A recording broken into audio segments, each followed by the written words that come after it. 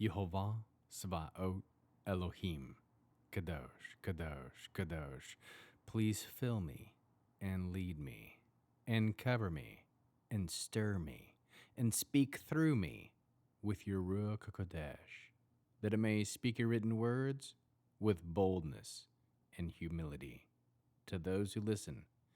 I ask all these things in Yeshua HaMashiach's name. Amen. We'll start with the Shema. Listen and obey.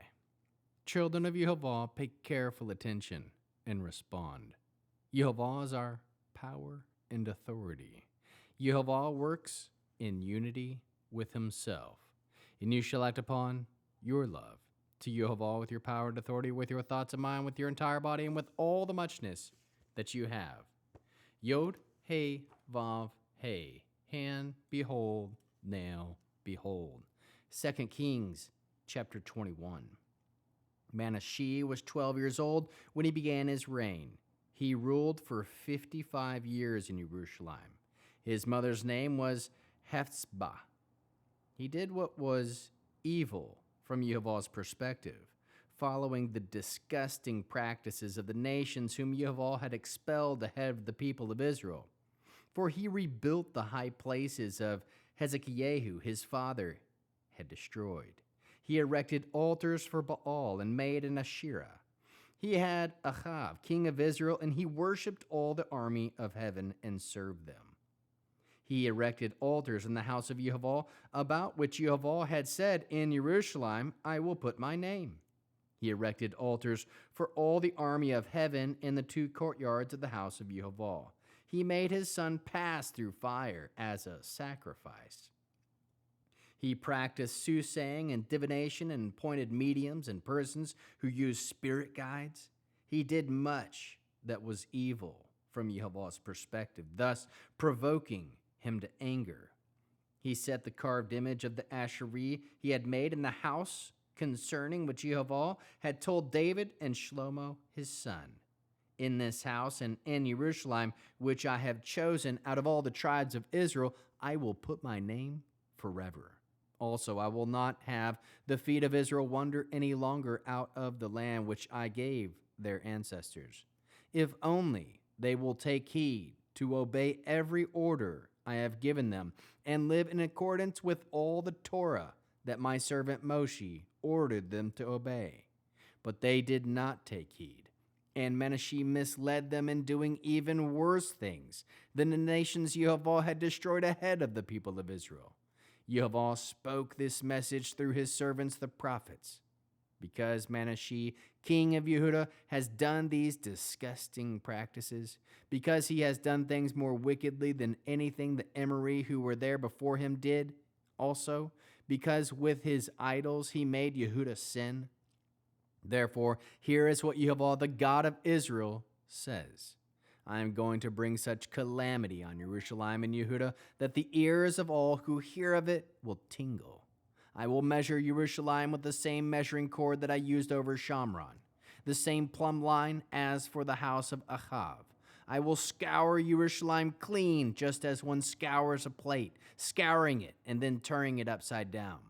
I will abandon the remnant of my heritage, delivering them into the power of their enemies. They will become prey and plunder for all their enemies, because they have done what is evil from my perspective, and have provoked me to anger from the day their ancestors came out of Egypt to this very day. Moreover, Manasseh shed so much innocent blood that he flooded Jerusalem from one end to the other. This, in addition to his sin, through which he caused Yehuda to sin by doing doing what is evil from Yehovah's perspective. Other activities of Manasseh, all his accomplishments, and the sin he committed are recorded in the annals of the kings of Yehuda.